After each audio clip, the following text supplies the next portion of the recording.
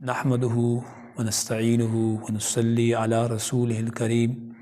اما بعد اعوذ باللہ من الشیطان الرجیم بسم اللہ الرحمن الرحیم والفتنة اشد من القتل صدق اللہ العظیم والفتنة اکبر من القتل صدق اللہ العظیم۔ آج کا جو ہمارا سبق ہے وہ اس لحاظ سے ہے کہ کئی لوگوں نے، مسلمان کے کئی مفکرین نے یا مفسرین نے یہ تاثر دینے کی کوشش کی ہے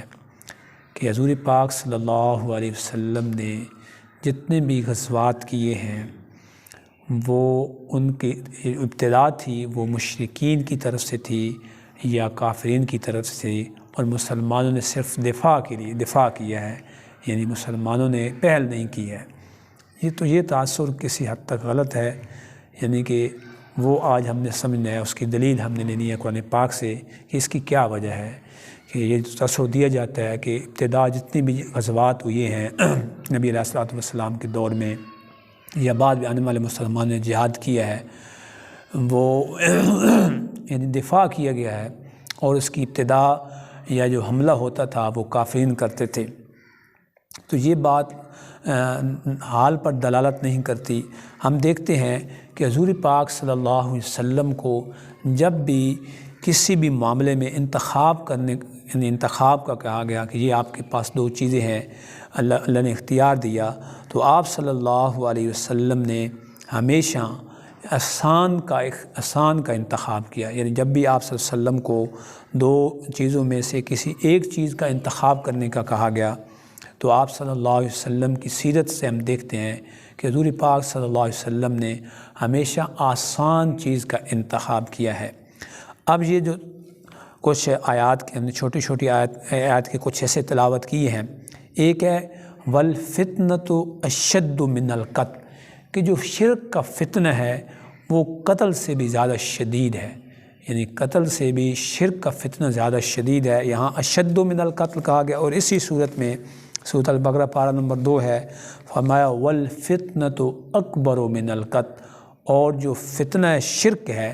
یہ قتل سے بہت بڑا ہے۔ اکبر جیسے ہم کہتے ہیں نا اللہ اکبر، یعنی بہت بڑا ہے۔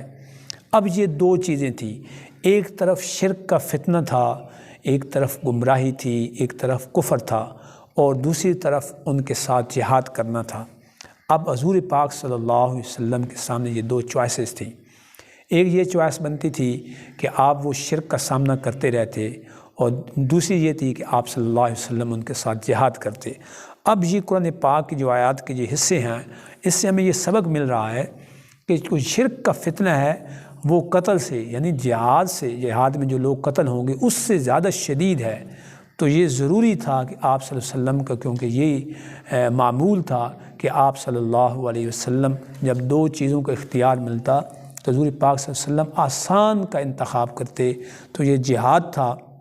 یہ فتنہ شرک سے آسان تھا۔ تو اس وجہ سے آپ صلی اللہ علیہ وسلم نے محاذ کھولے اور غزوات ہوئیں تاکہ جو قتل سے بھی زیادہ شدید فتنہ ہے، جو قتل سے بھی زیادہ بڑا فتنہ ہے، اس کا کلا کما کیا جائے۔ تو امید ہے کہ آج کے سبق سے بھی